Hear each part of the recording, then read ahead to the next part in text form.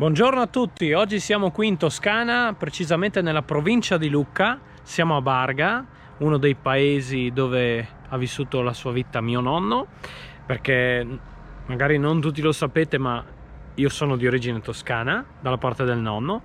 Sono venuto a fare un piccolo viaggetto qua in zona, a scoprire la natura, i posti, e oggi vi faccio vedere Barga, che è uno dei paesi più belli che ho visto qua in Toscana. Ciao!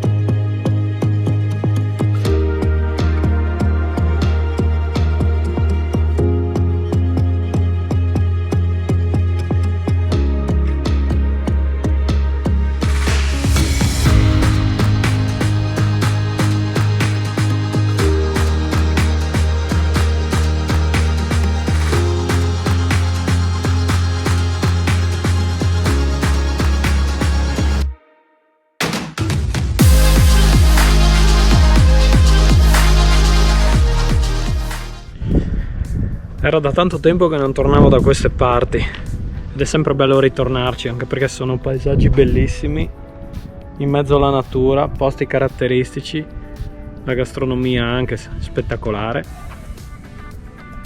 Adesso proseguo il giro, scendo per le stradine del paese, è come essere in montagna, ci sono le strade che sembrano sentieri, fantastico!